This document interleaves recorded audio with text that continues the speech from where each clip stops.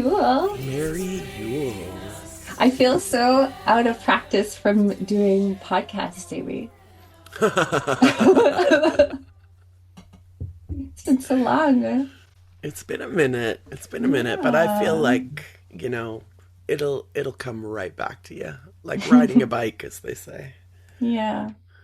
I fortunately don't feel like it's been a long time since we've all been together in the Coven. Those of you I can see, which feels homey and nice. But this is the Yule special.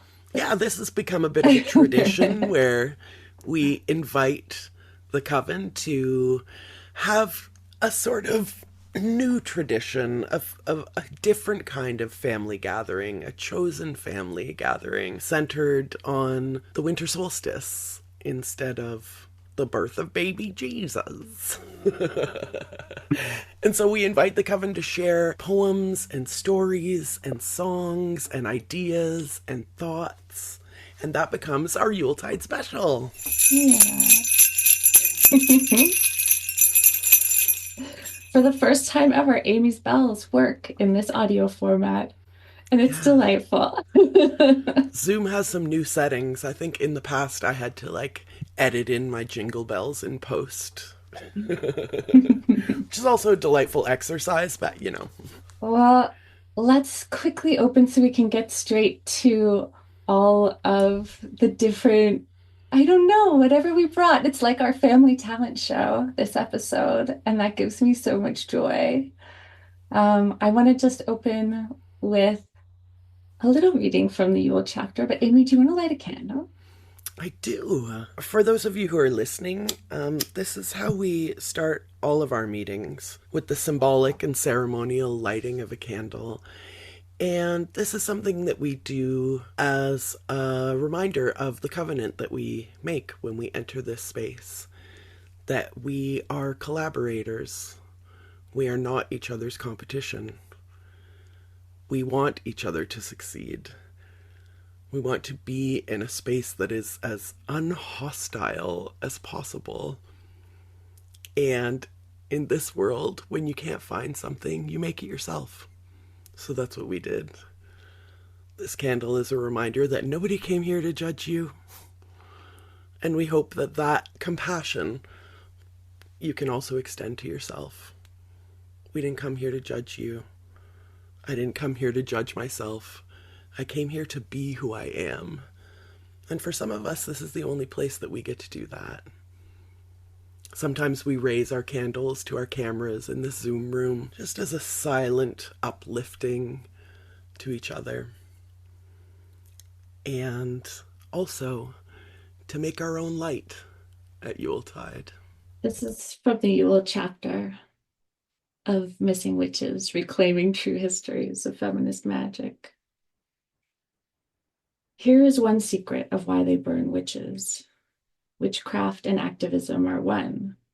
With our acts, words, and rituals, we summon a better world and we fight inequality. Yes, we summon it for ourselves.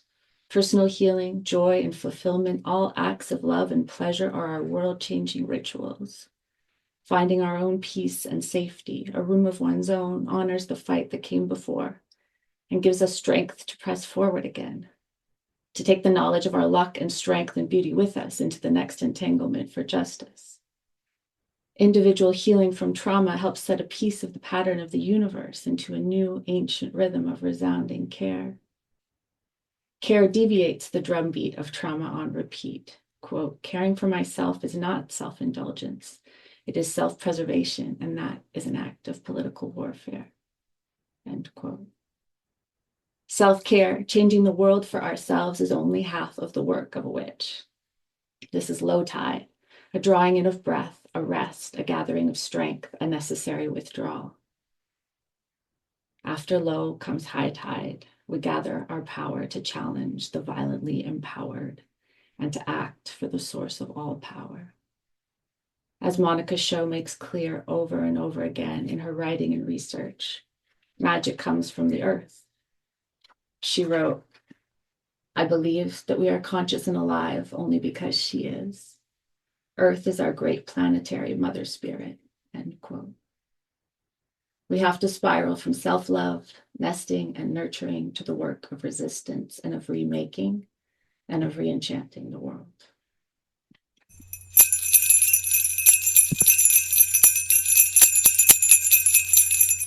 I brought, as my offering to this circle, the Jinx and Dayla holiday special, which is a delightful romp, and I encourage you, listeners and Coven, to check it out. It's all about how forcing each other into our traditions because we think that that's going to make them happy ultimately doesn't work. And that a beautiful way to celebrate the holiday season is to create new traditions. But there's one tiny bit that I just wanted to play for you all right now. I believe in things, real things, tangible things, like attuning myself to the natural rhythms of life's forces, marked by the phases of the moon and the seasonal quarters of the year. You know, real stuff. So I want to thank Jinx and Dayla for that. If you brought a song, a poem, a story, a well-wish, an idea, a thought, we invite you to use the raise hand emoji under the react button, and then we'll get started. Yay. Let's start with Melissa. Hi, Melissa. Hi, everyone. Merry Yule. Merry Yule. I have my merry tinsel baubles for everyone today. So I have a poem. I don't know if anyone else brought this poem, but I put my hand up first, so I get to say it first. It's called The Shortest Day by Susan Cooper. And so the shortest day came, and the year died, and everywhere down the centuries of the snow-white world came people singing, dancing, to drive the dark away. They lighted candles in the winter trees. They hung their homes with evergreen. They burned beseeching fires all night long to keep the year alive. And when the New Year's sunshine blazed awake, they shouted, reveling. Through all the frosty ages, you can hear them echoing behind us. Listen, all the long echoes sing the same delight, this shortest day, as promise wakens in the sleeping land. They carol, feast, and give thanks, and dearly love their friends and hope for peace. And now, so do we here now, this year, and every year. Welcome Yule! Melissa, you got a bit emotional reading that poem. Do you want to talk about it a little bit? Oh, I think I always get emotional just being in this space, no matter what we're talking about. Seems to be. Sharing is like, I don't like being in the spotlight for anything, which is so strange because I wanted to be a journalist a long time ago. So I think it's just that. And I'm just so grateful for everybody. So I often get emotional, but the peace part, definitely, hope for peace, within ourselves and within the world. That sort of just got me in the feels there. Thanks, everyone. Thanks, Melissa. Thanks for bringing the tears of this great overwhelm of peace, You're not alone in that. I want to lay those absolutely on the snowy altar of this Yule fire, Thank you. And thank you for that poem. Brienne. Hello. Oh. Merry Yule. Merry Yule. So I brought my lady Befana, because this, she is the Italian Christmas witch. And there we go. See, she even has her little tiny broom. Oh my. And I've had this for decades. I'll kind of spare the story of her. I used to every winter read my twins the story, and it's kind of a terrible story. She goes to find the wise men, and they leave her in the dust because she's busy picking up sticks. And so then she searches through the night to try to find the baby Jesus, and written from a very religious kind of background. So I always like to kind of now bring her out and into our life to remind us that, this old haggard lady is still a beautiful being. She is all parts of the triple goddess. She's the mother, she's the crone, she's the maiden, and she flies through the sky and brings hope and courage and kindness to the kids who need it the most. So that's it. That's all I have. Just Bafana wanted to say hello. Can you describe her? Describe what she looks like and why, I don't know, what you see that's beautiful in her, like so we can see her through your eyes. Oh, absolutely. So she is always depicted as she has a head shawl and a shoulder shawl. She's always wearing a dress, and she has a tiny broom with her that she flies on, and she has her pack of gifts. But her face in to me, what I always find so beautiful about her, and even in the stories that kind of make her even look more haggard, is she has such kind eyes. And she's kind of a winter force to be reckoned with, but she's so sweet and this tiny lady, but she flies on this broom through the night, through the storms, through everything. And it just her love of wanting to be there for the kids, naughty or nice, I think is the most beautiful part. She does this all by herself, just one lone little lady flying the skies and bringing hope and cheer to everybody. There you go. I hope I described her well enough. You absolutely did.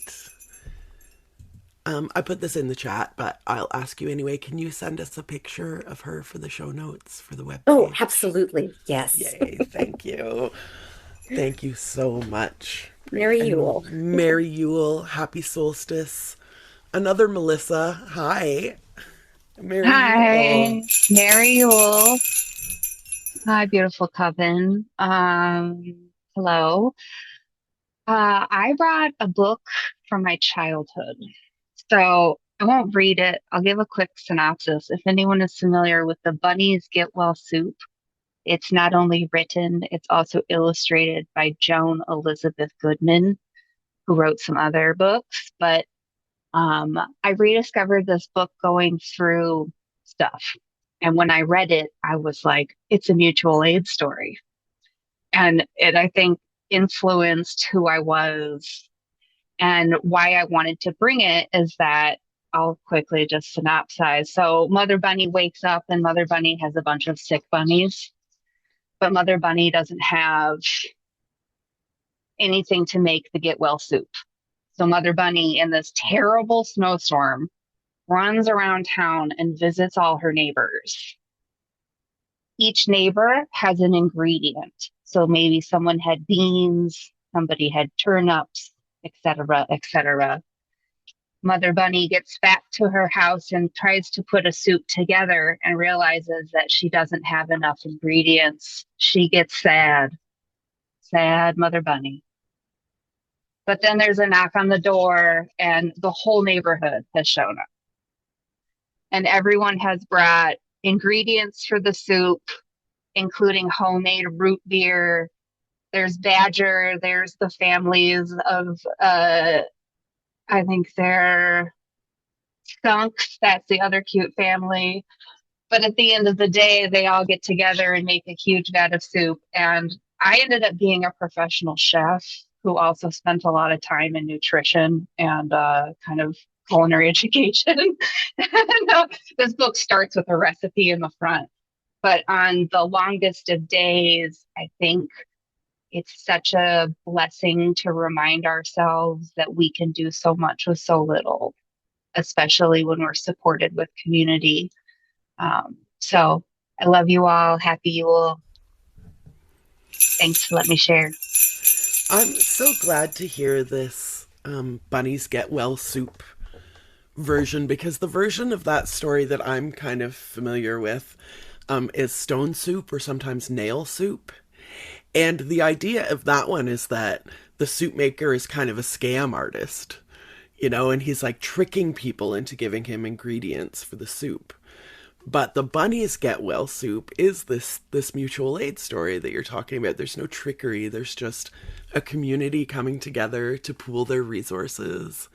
And again, especially at this time of year, you know, we live in a very convenience based society, right?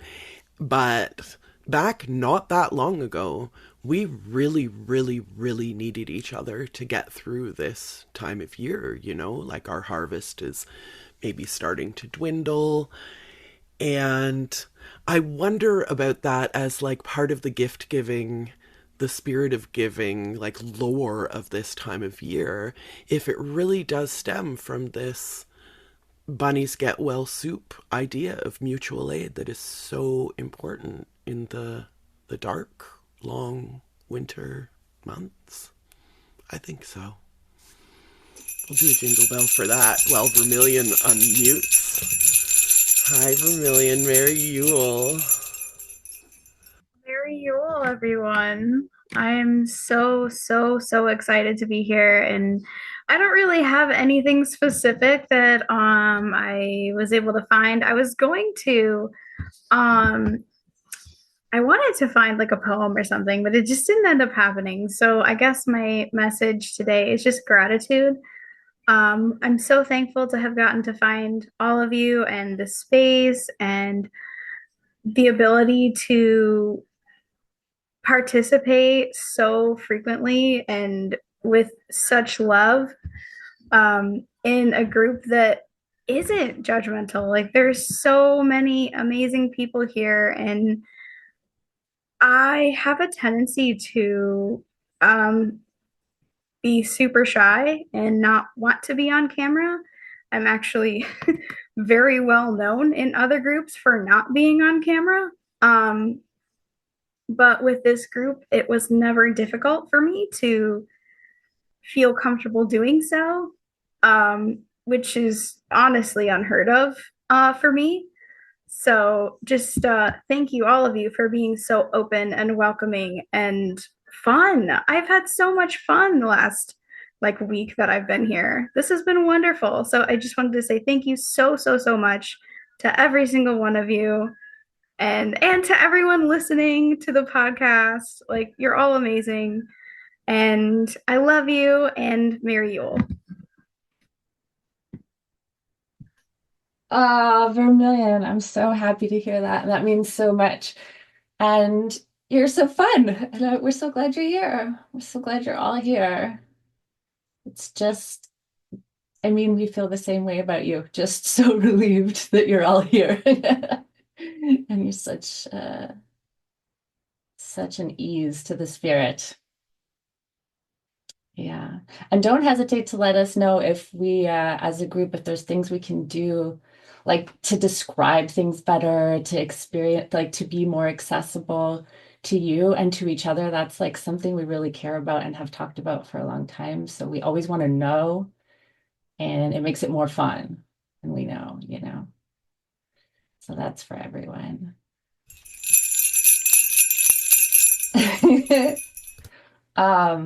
Love for joy. And also, wait, Vermilion, thank you for opening the door to anybody who didn't bring anything and just wants to say something. This is welcome and always delighted to, and we want to hear just what comes out of your mouths. Michelle.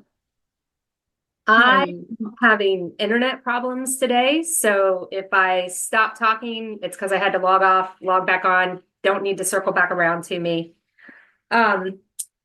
Michelle started going within the app by Love for Joy. So put that on as my name so you'd know who I was. I live in the colonized name of Raleigh, North Carolina, land of the Tuscarora.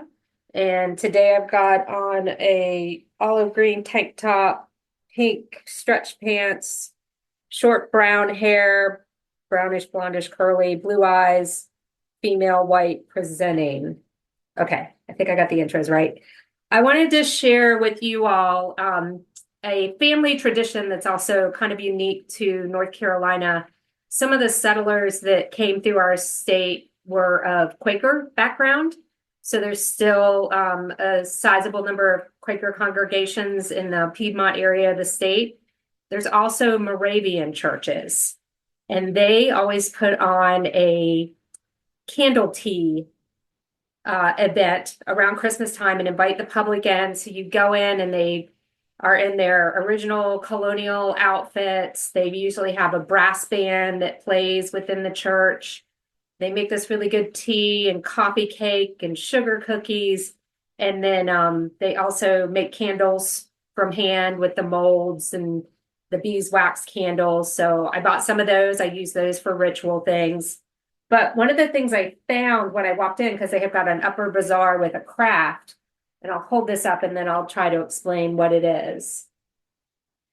So it's about 2 foot long, 1 foot across. It's actually the cutout of a turtle. But what they did is they took a wooden outline of a turtle, painted it gold, and then took oyster shells that they painted in blue and white and glued it on to the tortoise. So it's upcycling, right, of like used products.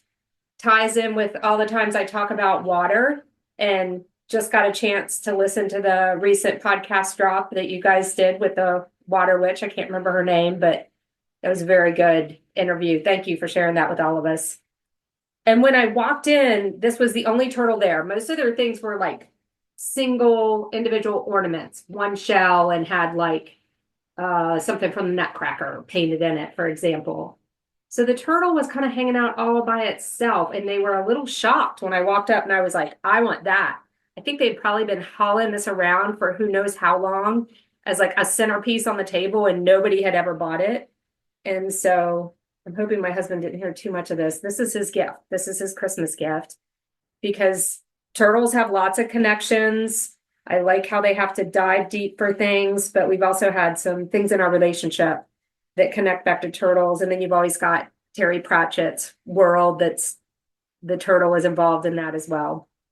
So I just wanted to share that, but also share a little bit of the Moravian Christmas tea traditions. My mom still makes a trip. They've all moved to New York now, down from New York to go to this candle tea each Christmas. And so I'm like the lone relative that lives here, and we make a big deal out of it, and a weekend fun event in a very strained, torturous relationship of many, many years. It's like the one time we can agree to get along and set aside our differences is at the Moravian church around their candle tea. Thanks everyone for letting me share. Thank you, Michelle. And yeah, let's shout out Omi. She had a lot to say about water, so if you're listening and you missed that episode, definitely check it out. And I love your turtle. I do hope that your spouse is surprised. Please send us a picture of it so we can put it in the show notes. I may calm down with the jingle bells as we keep going, but I'm just so delighted to have them that, you know, I'm going to keep shaking them. Hi, Megan. Merry Yule. Merry Yule. Thank you guys for having this space today. I was looking around also for things, but actually, I'm going to share something I wrote after yesterday's dance party. I did a little reflecting, and I listened to my body a lot after that, and it was like super relaxed. It was like I had been letting go of a lot of stress, and I've been having some health issues, and just letting go of a lot during that session. So thank you, Amy, for that. So this makes me a little nervous, but I am dancing in the darkness, beckoning the light, opening my heart to these witches, strangers once, but now my coven. I have danced in the darkness so long, and now I find my light. I suddenly see 1,000 stars shining all along. I feel free and a belonging to the universe, a sense of renewal, full of peace and power. Merry Yule, everyone. Thank you for letting me Mary, share. Mary Yule, Megan. I love that that emerged out of you spontaneously after shaking it. That is correct. So beautiful. Thank you. Tess, Mary Yule. Merry Mother's Merry, Night. Merry Solstice. Merry Yule, or should I say, scary Yule. I'm here to just encourage everybody to take up the tradition of telling and reading ghost stories this time of year. Um, Not so much probably in the US, but in other countries, particularly the UK, this is the time they tell ghost stories. This is the time they gather around the fireplace or wherever and read a ghost story aloud, tell a ghost story, whatever. Um, People who know me recognize my statement. That is a statement of fact. It's always a good time for a ghost story, but particularly now when we're, heading into the darkest time of the year and ready for then to emerge out of that darkness. It's always a good time to, in a way, not just have the little, delightful thrills that a good ghost story can bring us, but also to explore a little bit of our shadow side through that means of storytelling. So whether it's something that has actually happened to you, something that you've heard, a story that you'd like to share with folks, invite some folks over and just say, let's just get together and have some apple cider and some mulled wine and tell some ghost stories. I have like dozens of anthologies of ghost stories that I've collected over the years. And some of my fondest memories have been having people over or being asked to read some ghost stories out loud and just poring over my anthologies and finding just the right ones to do that and sharing them with folks who maybe have never heard something like that before. It's just a real delight. So I just wanted to share that with you. And also, something that I pulled off my shelves that I had forgotten that I have is this book. It's called Witch's Brew, and it's an anthology of horror and supernatural stories by women. So there's actually even an anthology that specializes in these types of tales that are written by female authors. So there you go. So that's all I've got to share. And if anybody wants a ghost story in the middle of the night or whenever it's some evening, get in touch with me via the Coven Circle, and I'd be happy to have a phone call with you Well, or a Zoom Tess, call with you and tell a ghost story. you must tell us a ghost story. Well, I will when we have some more time. We should actually have like a dedicated time to do that. And in the middle of winter, let's do it. Okay. I'll set up an event and let's just do it. That would be actually a lot of fun to have as an event.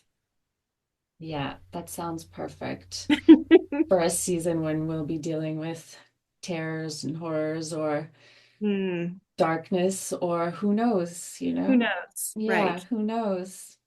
Great joy, spectacular unification. Let's tell stories. Yeah. I'm thrilled to hear. I wanted you to come out with like your best 30-second ghost story, but it doesn't really work, does it? Uh, no, because then I'd have to think about, what are the ones that are so famous for being told around the campfire, and it's usually the little old lady who's um, some baddie has taken her finger bone from her place of rest and taken it as some kind of a souvenir or whatever, and she's not happy about that, and so she comes walking gradually down the sidewalk, walking up the pathway to the front door, walking up the stairs of the front porch and scritching on the front door. Let me in. I want my finger back. So there's always that one. Perfect. Ideal. Very mother's nut. For letting me share. Oh, thank you. Lori, did you bring ghost stories? I did not bring any ghost stories, but I was thinking that um the little match girl is kind of a sad Christmas ghost story. So yeah, I'm gonna be brave and come on camera even though I just woke up and I'm like in pajama nap mode. Um, I wasn't gonna share, and I was like, I don't know, I have little bits and pieces. So there's this book, The Winter Solstice, that's really fun, and it just talks about like how prophecy was the first gift of Yule, like way back when. And that also made me think of another one of my favorite witches. A lot of you are probably familiar with Daniel Dulski. So she has several books, but this is one of my favorites, one of her most recent ones, Bones and Honey, a heathen prayer book. So this doesn't rhyme. I really wanted to find something that rhymed, but it just really speaks to how I'm feeling at this time of year. It's prayer 3.5, this follow ground, a song to our inner snow days. A heathen soul is a wild ground, and we must leave the land fallow for a time, that it be better seated when the warmer winds return. May our winter tears bless this barren snowscape. May our weary songs be heard by the land spirits, and may the corpse of our despair be buried swiftly with great care, its grave dug deep under the thick ice of winter's silent weight, its leathery flesh ripped and nibbled away by its ravenous elementals. May our grief seed our gratitude these early dusks, and may this fallow ground be consecrated now in its emptiness. Come spring, may our will bloom lush and green like the woodland forest full of lust. And so it is. So yeah, that's just kind of this time of year is honestly like super depressing. And I'll give another ode to Danielle. She talks about like the the depression that we feel in winter, but it's also a need for like deep rest. So as opposed to being depressed, it's just like we need that deep rest in winter. And I just absolutely feel that. Like I've been crying and napping a lot lately. So yeah, that's kind of where I'm at. So thank you for seeing me. Thank you for letting me share. I love that homonym of trading depressed for deep rest. We love a homonym, and that one's really good. But I can't let you go yet, Lori, because you said kind of in a laissez-faire way that you're reading about how prophecy was the first gift of Yule. One of our mottos around here is people often apologize for rambling or going off track, and we're more likely to want you to talk longer than shorter. So please expand has become one of our little catchphrases. Can you tell us a little bit about this like idea that prophecy was the first gift of Yule? I think I heard about that in another book that I read from Danielle, but then she recommended this The Winter Solstice by John Matthews, and it really talks about that. But I think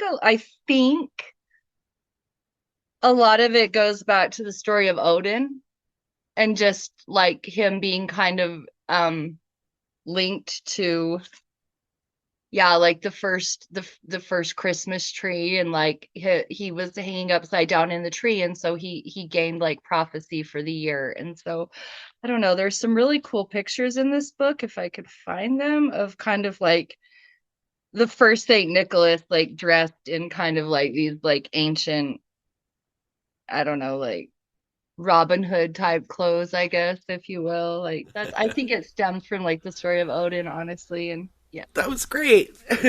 We don't need you to write us a dissertation. I just want to know like a little bit more about what you're talking about. And thank you so much. Thank you so much. I'm curious if anyone who's here or anyone who's listening has like a specific divination practice around Yuletide. Something to think about and maybe something to investigate as we go forth. a Yuletide divination. Hi, Leanna. Got it. Took me a minute. Oh, wait, did I mess up the audio? No, you're good. You're good. Okay. So that kind of tracked. I'm kind of glad I got after the other two because I wasn't really going to share because holidays for me are the same, very depressing. I actually have two different ones that I'd like to share then, since I'm not the only one struggling. If any of you have ever read Nikita Gill, she is fantastic. She does poetry. Wild Embers is also amazing. The first one is called Difficult Damsels. Not all girls are made of sugar and spice and all things nice. These are girls made of dark lace and witchcraft and a little bit of vice. These are daughters made claw first and story mad, tiger roar and wolf bad. These are women made of terrible tempests and savage storms and the untamed unwanted. These are damsels made of flawless fearlessness, made of more bravery than knights have ever seen. These are princesses made of valor and poison alike. They are here to hold court as your queens. I've been in and kind of in the shadows, and I've had the opportunity to kind of listen from afar to a lot of you, and there are so many amazingly strong women in this group. It is just mind-blowing. And I hope that you all see the strength in yourselves as much as we all do in each of you. And the other one is a little bit longer, but it's called The Healing. And that for me is what winter is. Especially when there's snow and it's just like this blanket of comfort and everything sounds differently and it just insulates you. Sometimes healing is the way you become yourself, a path made of thorns which could lead you to your own incredible destiny. Sometimes healing is how Little Red Riding Hood became the wolf, because every woman has a howl trapped in her chest. Sometimes healing is how Cinderella never gave up on herself, because she knew deep down how to love herself. Sometimes healing is the story of a villainess who was not a villainess at all, just someone hurting from their trauma and not having a good friend to call. Sometimes healing wears the name of a human when you are stuck in a tower with no other way down but your own long hair. But on most days, healing wears your own name, painted in your own blood, messy, hard to tame, but the only way to learn self-love. So that's what I got.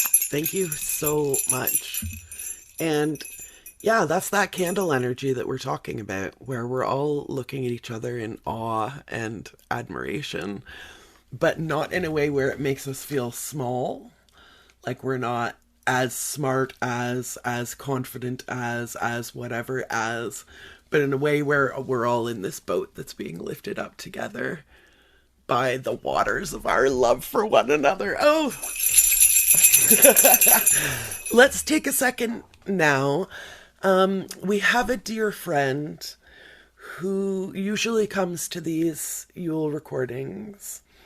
Baba Yaga could not come and be here live, but she did send us a greeting. And so we'll hear that now. Hey kids, it's Baba Yaga. Somebody wrote something about me that I'm going to share with you now. It's called A Wild Woman is Not a Friend.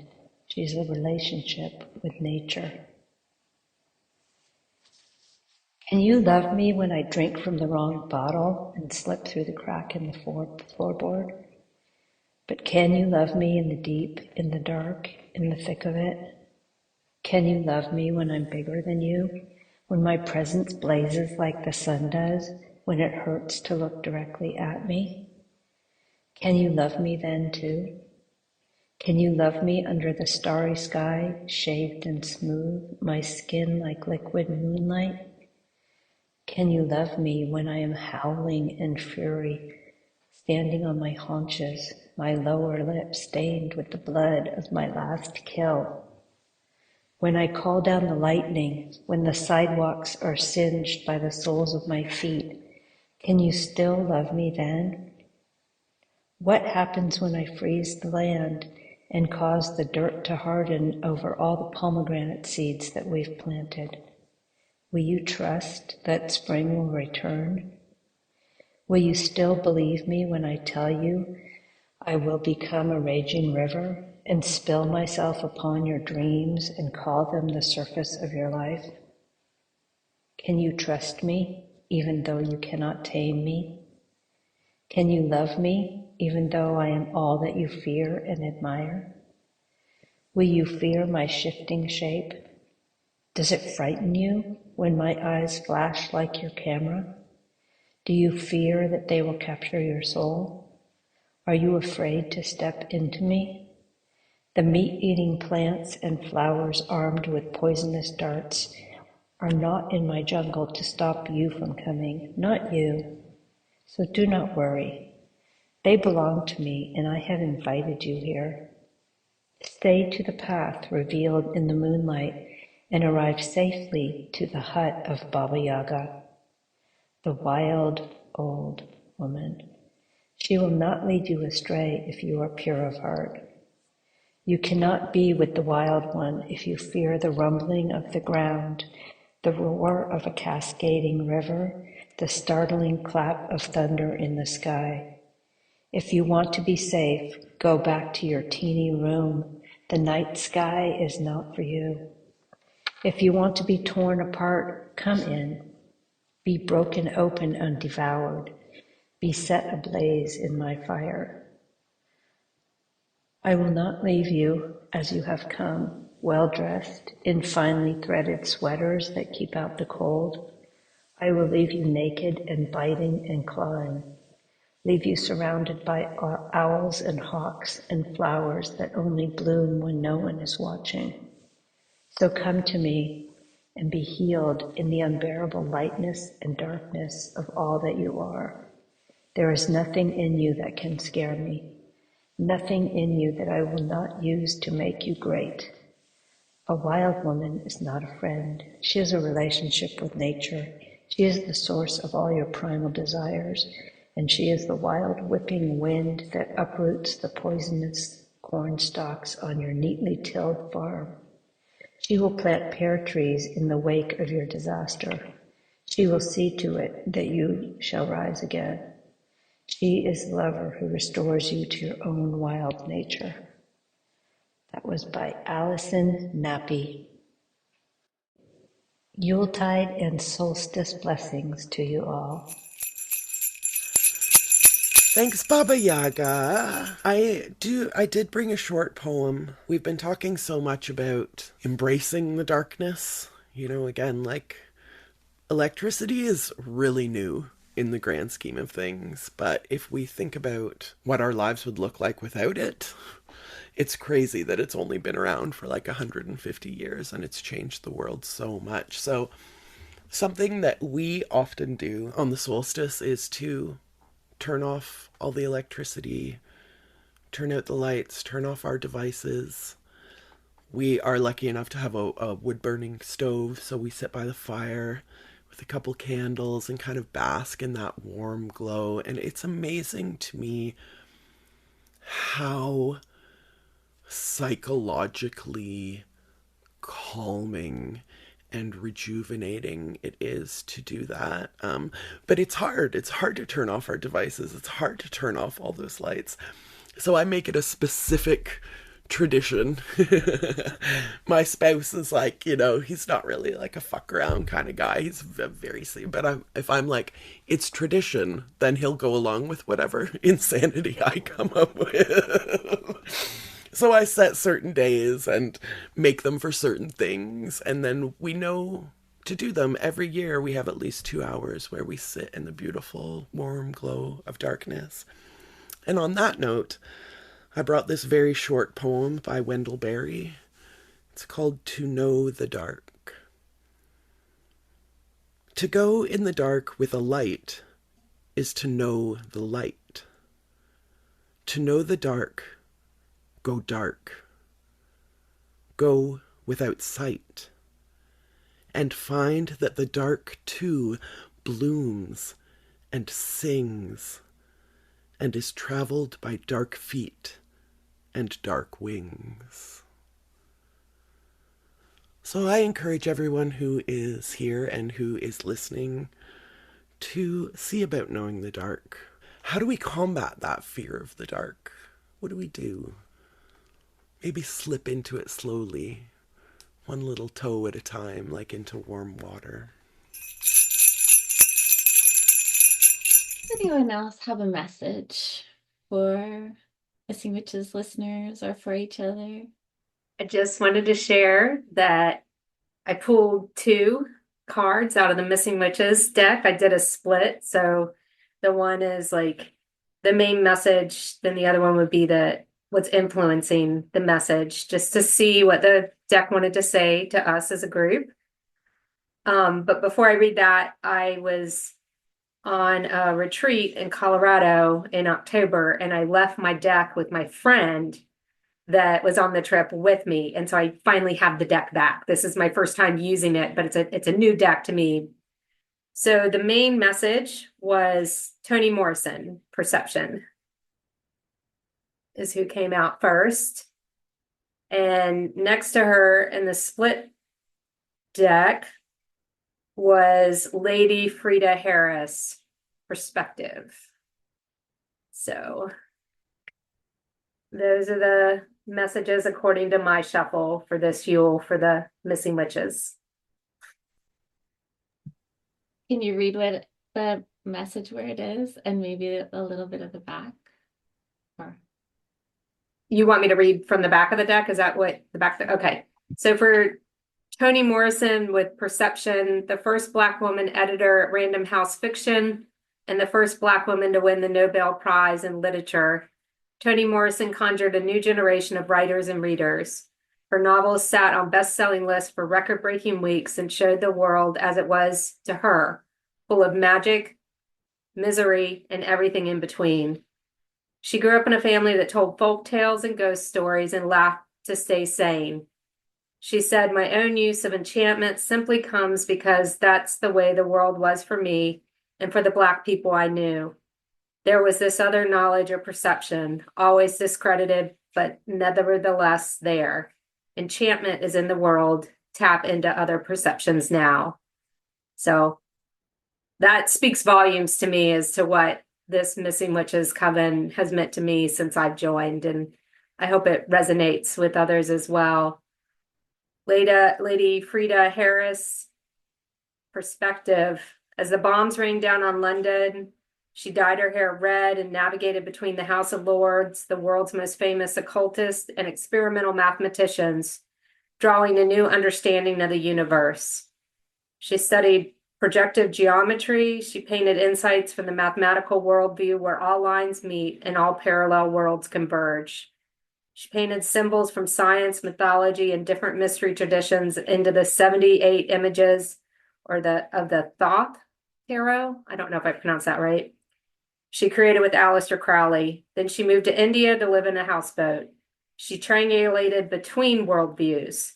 This card invites you to change your perspective, study something brand new, alter your trajectory or velocity. Notice where the lines converge. So I think those cards very much complement each other into what a lot of us get out of this coven based on the things that I hear people share in circle. So thank you everybody for showing up and sharing and helping to change each other's perception and perspective. yeah, perception and perspective. May we see it radiating out from all sane places. Vanessa. Hi, everybody. I was about 15 minutes late, but I heard Michelle, I think it was. I'm gonna try to introduce myself. I'm coming from unceded, occupied Pomo and coastal Miwok land, otherwise known as North California, San Francisco Bay Area, and I have long brown curly hair, glasses. I'm wearing a kind of a burgundy turtleneck, and I'm sitting in what probably looks like a very black and white room right now. I just have two white skin. I just have two things to read. I kind of just pulled some books off my nightstand, and they were relevant to other things I'd heard discussed. I'm going to start with actually this book from The End of Night. He's talking about darkness, and I just kind of did like a bibliomancy. I just opened it to these pages, so I'll read just a short part from each book. Oh, and before I forget, I want to say that I'm tending a fire behind me in my wood stove, so that's why I keep turning around checking on things. There was the Geminid meteor shower. I think it was Friday night and maybe last night. I'm not sure if it's still visible, but I learned that what's really interesting about this one is that it tends to have the most colorful meteorites, like blues and greens and oranges and stuff, because of the various, I think, gases that are in this particular of the universe that we fly through every time of year. So I thought that was kind of cool. This is from The End of Night, and it just is talking about Van Gogh. Van Gogh lives in a time before electric light.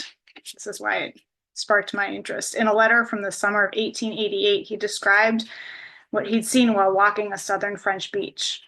The deep blue sky was flecked with clouds of a blue deeper than the fundamental blue of intense cobalt, and others of a clearer blue, like the blue whiteness of the Milky Way. In the blue depth, the stars were sparkling, greenish, yellow, white, pink, more brilliant, more sparkling, gem-like than at home. Even in Paris, opals, you might call them, emeralds, lapis lazuli, rubies, sapphires. So the author goes on to talk about how remarkable it is that you would reference stars like that in Paris at that time. And then this is from The Wild Will Call You Back. It's a poem, Winter Solstice. And I'm not sure who it's by, because I think this is it's all Gina M. Poro, actually. Winter Solstice. The rebirth of the sun and the slow, slow return of the light. 'Tis the season to turn inward, stoke the fires, nourish, snuggle, reflect, rest. The time to tend our roots that will feed the blooms yet to come. Sip broth of bone, fat, and root, and simmer yourself right down to the bottom of the pot. Revel in beeswax lit lullabies, the smell of old books, and tea kettle conversations. Tuck yourself in and hibernate in the sweet blanket of darkness, in the moonlit snow, in the long, cold nights. Take some time to slow down and stop doing, and just be.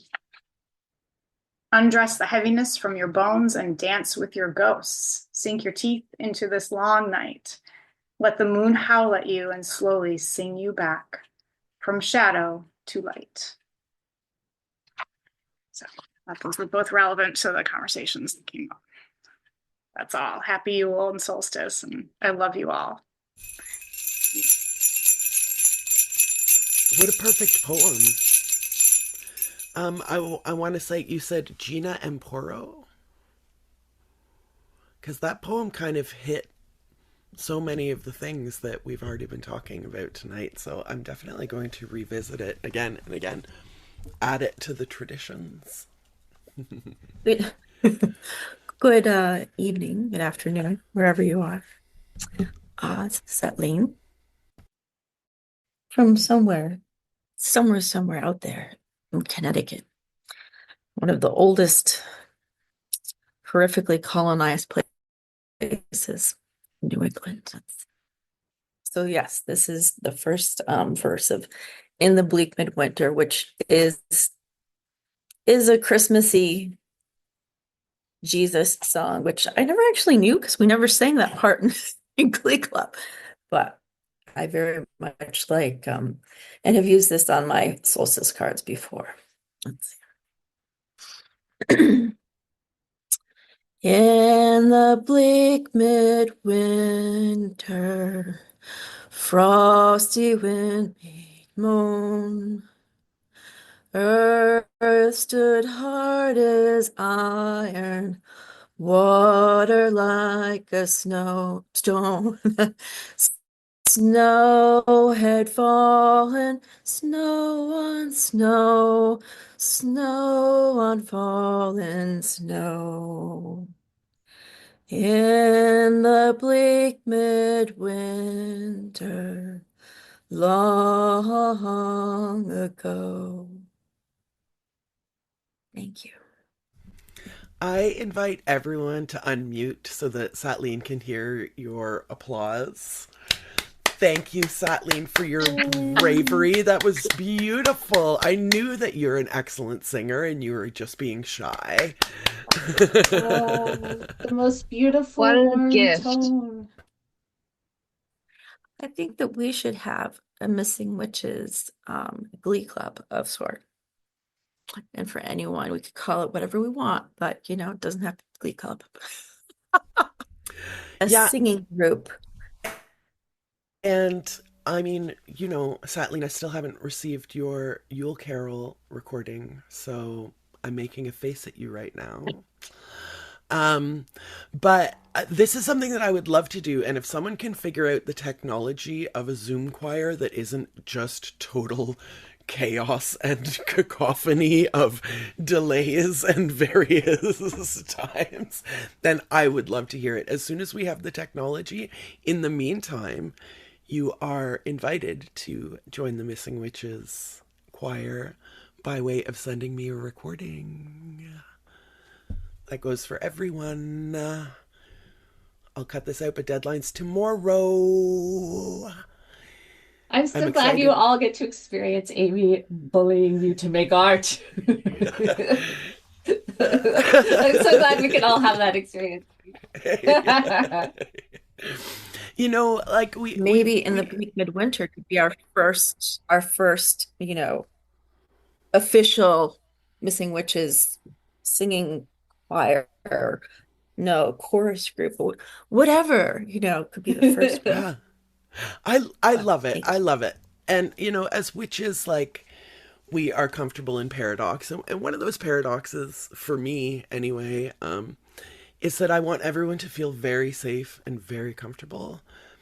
But I also want to push you a little bit. I also want to push you to be a little bit uncomfortable and try something new and do something that you wouldn't necessarily do if I didn't make a face at you. So I'm always kind of, you know, walking that tightrope of everyone wanting to feel safe and comfortable, but also like, let's be brave. Let's be brave and try things that make us feel outside of our comfort zone. So I'm glad that that Risa likes it anyway. I love it. the bullying practice. It's my favorite thing because you're not like this for here. You're like that across the board as a human. Like, just to like people we just meet and are hanging out with, and you're like, you should do yes. But what about? Yeah, making it make magic. And I just see, like, I've never met a person where I didn't see in them infinite potential. And maybe that's what I'm trying to draw. So Satleen, thank you for being brave, and your singing was so beautiful. And I really appreciate that. I just want to sample that first and last bit over and over. The haunting, beautiful tone of your voice was so, so beautiful. Thank you so much. Anyone else feel brave and having sea shanty or witch song or a message for the darkest night of the year, the day the light returns? Ekalika.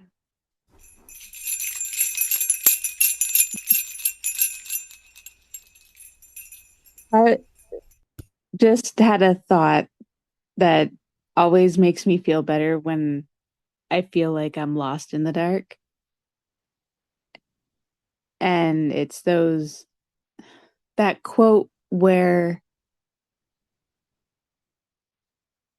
those who sought to bury you didn't know you were a seed. I don't know. Always gives me a little bit of peace.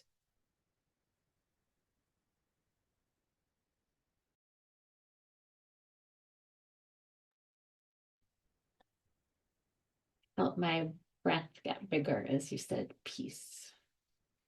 The idea of being buried and it being a seed to me is like infuriating to have to work through it all, but also so exuberant and also so strenuous and also so to hear you say peace, it gives me a sense of peace.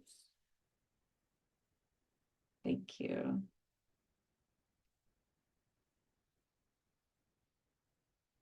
Seeds in the dark season. It's very peaceful. It can be.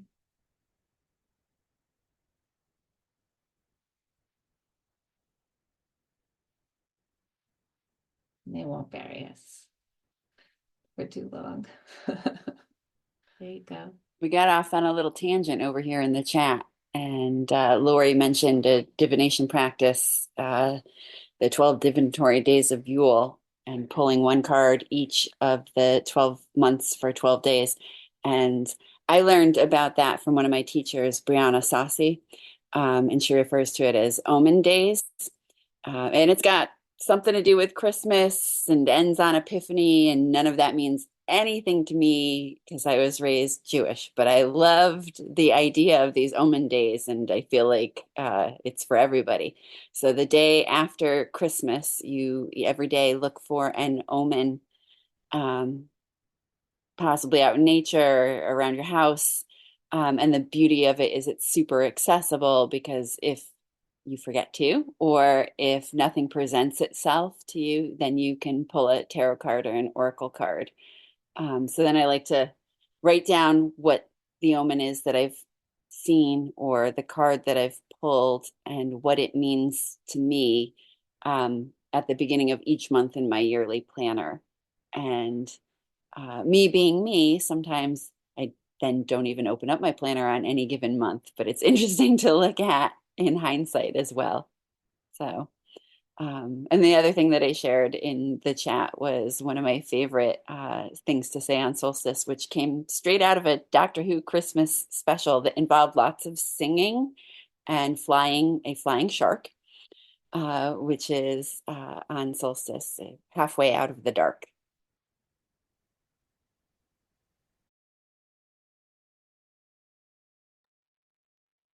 Here's the halfway out of the dark.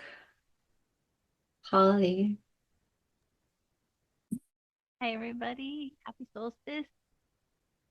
Really quick for everybody who's at the dance party yesterday and sent some magic my way for the MRIs. Thank you very much. Appreciate that. Very grateful for you all. Bunch of badass witches. Like, it's really nice to know that there are so many people who have your back, and maybe you'll never meet them, and yet here we are. This community is so incredibly amazing. So I am Holly. I live in unceded Tongva land in Southern California, and I am a middle-aged white witch, dark hair, and I didn't bring any sort of poem or anything, but when you mentioned just different rituals or whatever, the last few years I've been doing something where in the 12 days leading up to the new year, I've written down ahead of time 12 wishes for myself for the upcoming year on separate pieces of paper. And it's in the I statements or the things not I want or whatever, but like I'm intentional with my crafting of the messages for it, my body is strong, like that kind of a thing, whatever. And then each of the nights in the 12 days before the new year, I will like fold each individual one up, and then I will pull whichever one, I don't even know what it is, and then I'll burn it, put it in my cauldron, and just like send that message out to the ethers. And so the first one the ritual behind it that I've learned was The first one you burn, that's January. Second one's February, like that. But you just don't know what it is. So you just kind of leave it up to chance of what wish is going to come through, what intention, what spell, however you want to phrase it. That's that. So that's kind of fun. And then on New Year's Eve, during the day, I spend time cleaning my house and opening all the windows and sweeping, dusting, get the ceiling fans, get the corners, go after that, mop the floors, like do a deep clean, but not in a like psychotic, chaotic sort of a way, just in a like energetic, like let's just clear this shit out of here, get it out. And then before the new year strikes, I'll take out all trash, all recycling, like that. So it's like starting the brand new year super fresh, not bringing in any of that stuff from last. Dishes are done. You know what I mean? Again, like not trying to be all like, oh, great, now I got to clean my fucking house for New Year's Eve. Rad, not that kind of a thing, but just, throughout the day, just doing some things intentionally. My partner's been on board, so that's very helpful. It's not all on me. But anyways, it's just felt nice the last few years of just like, all right, let's start this year with some just fresh energy in the mix. So just something to play with there. Yeah, my spouse and I do this at the beginning of December, and it helps us with our consumption, our consumerism for sure. Because when you're organizing all your fucking shit, it really like makes you want to pare down that gift list. Like you're like, oh my God, I don't need anything. And there have been times where I was like, I'm putting oven mitts on my wish list or whatever. I need some new oven mitts, and then we're doing our organize and clean at the beginning of December, and lo and behold, there's like a pair of old oven mitts at the bottom of a drawer that I had forgotten about. So there are multiple reasons to do this, Holly, and none of them are psychotic. So I'm gonna give it a jingle.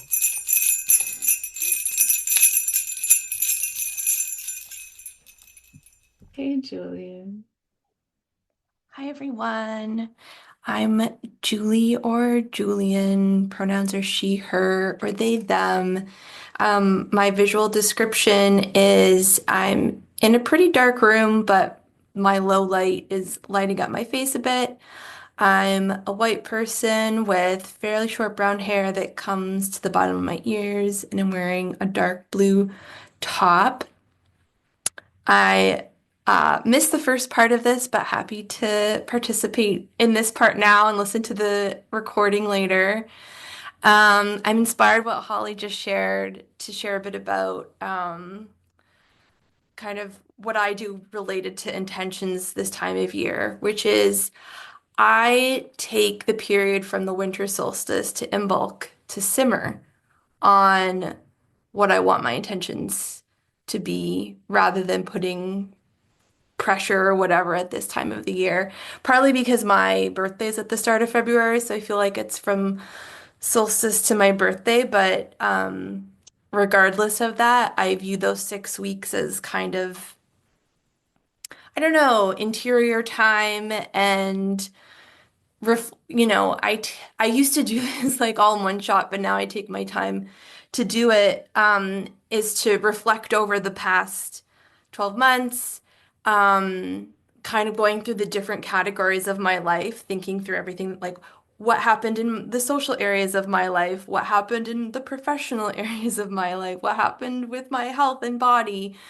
And then I go through the next 12 months with the same different life categories, kind of thinking about like, what's on the agenda, what are my hopes and dreams. So then I have this like backwards and forwards.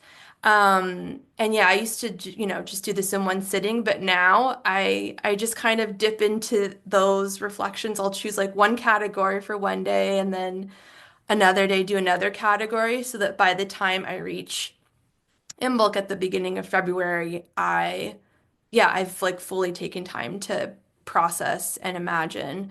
And then sometimes throughout the year, I'll do like a similar check-in, but for a smaller amount of time.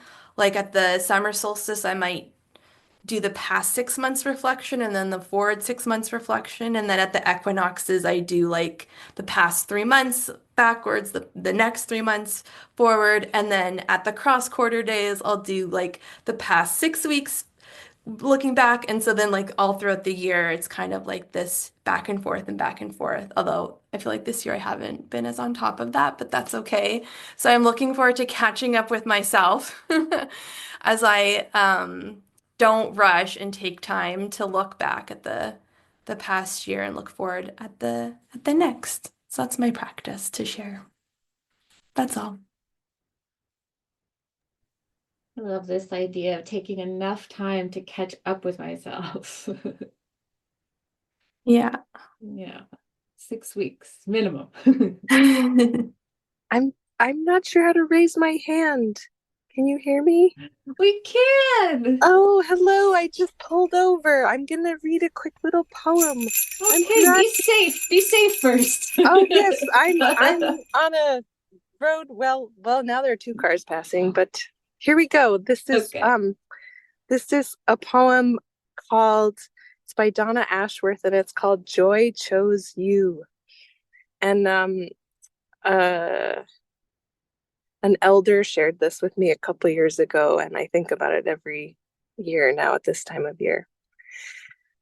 Joy does not arrive with a fanfare on a red carpet strewn with the flowers of a perfect life. Joy sneaks in as you pour a cup of coffee, watching the sunlight hit your favorite tree just right. And you usher joy away because you're not ready for her.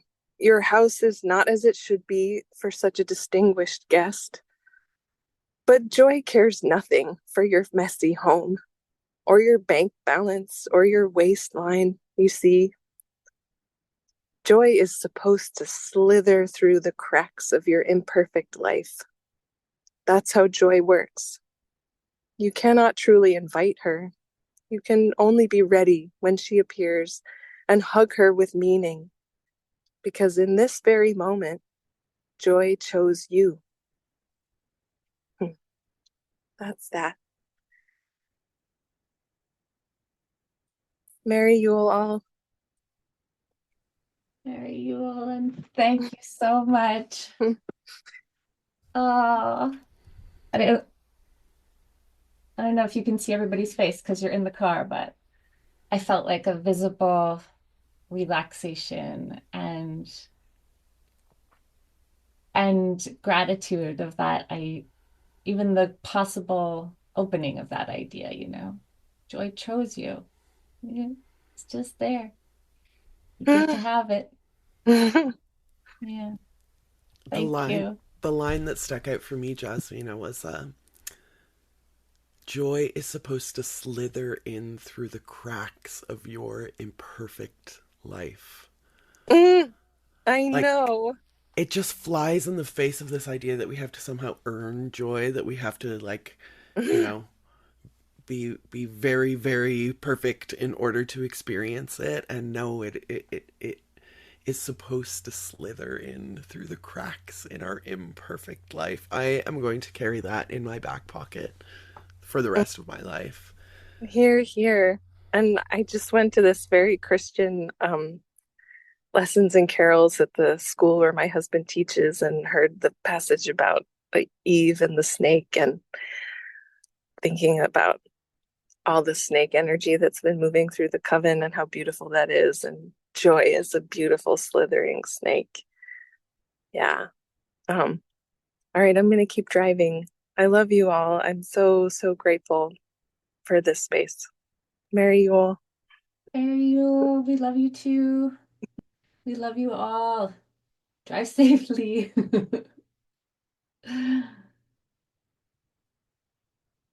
What do you think, folks?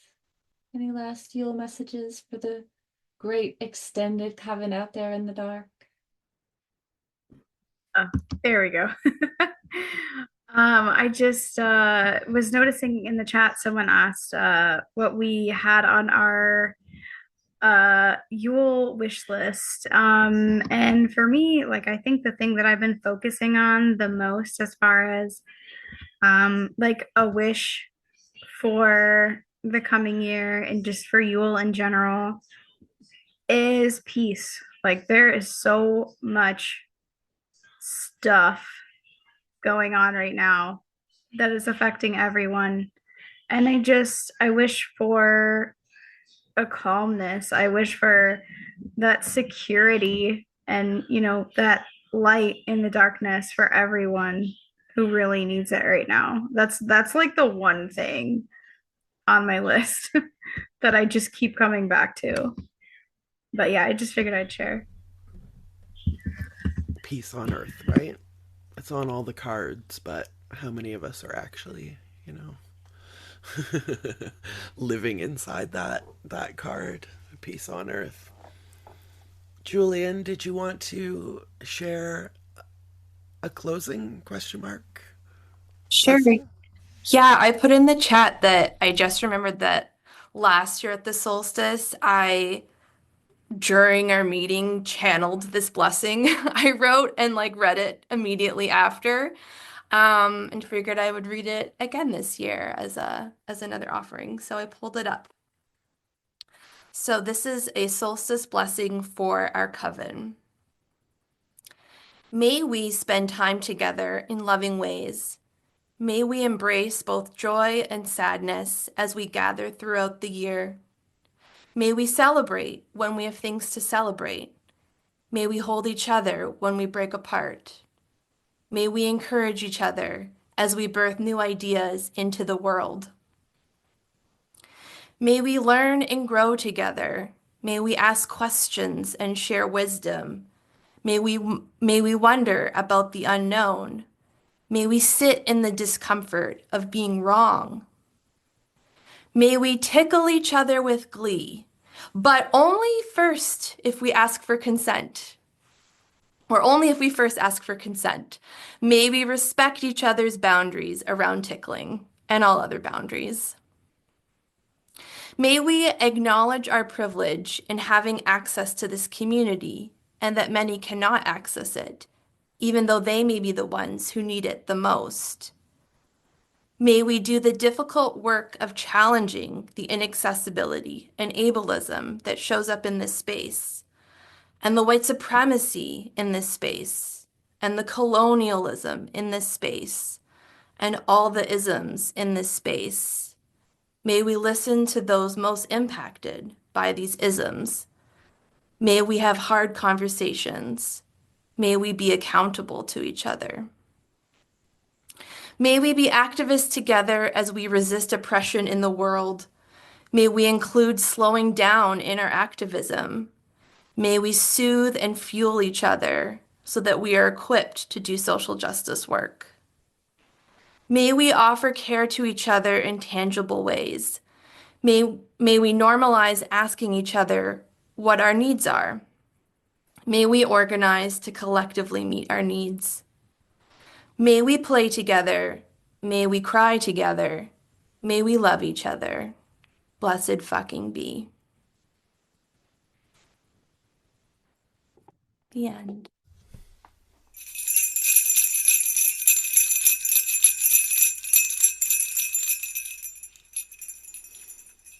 I'll leave the door open for another minute just in case someone has something last minute that they want to share. Go ahead, Vanessa.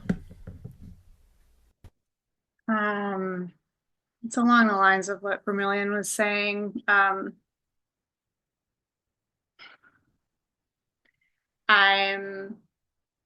I've been thinking a lot over the past few months about how we can create a really care-centered world. We're all the most vulnerable of all of us, including the creatures and the plants and the insects, are truly centered in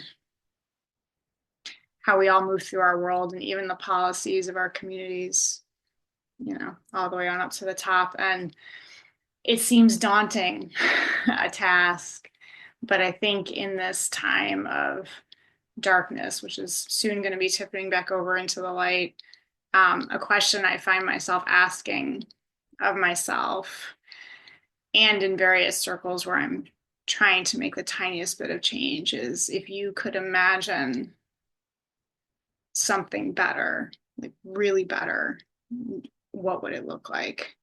And that's not a very specific question, but just how can we use our imaginations to create much safer and healthier and care-centered communities and behaviors on this planet. And so I think as we're sitting in the dark, maybe that's a question that we might all entertain. What would it look like if we really truly had care-centered policies in how, even just like one-on-one in our friends and families or in our communities and in the world. So just put that out there to like use our power as witches to imagine radically care-centered community. Here's to imagining radically care-centered community everywhere we can. Yeah. It feels like the darkest nights of the year, that's for sure. But I know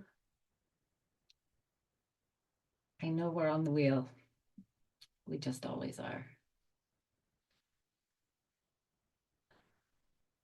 And it will get brighter.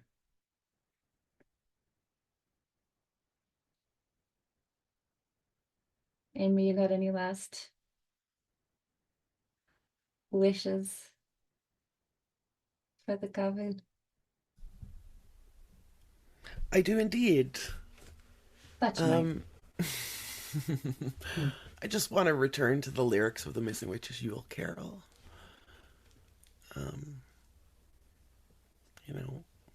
We're witches. We make our own light. So when we imagine peace on earth, when we imagine care-centered communities, when we imagine beautiful, quiet spaces or warm, engaging hugs, or singing out loud, we can do that. We can make those things. If there's something that you're missing, what can you do to make it? Because we're witches of the night. We are witches.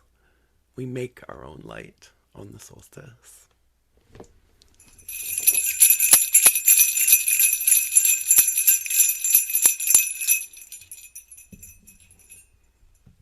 Blessed fucking be. And blessed fucking be. Blessed fucking be. Blessed fucking be.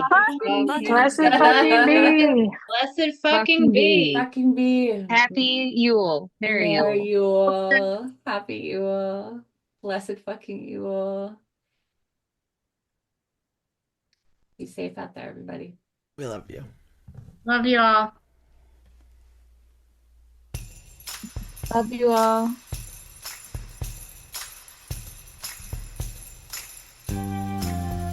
On the Yuletide, on the solstice, on the longest night of the year, we gather together to share our hope and our fear, 'cause we are witches in the night.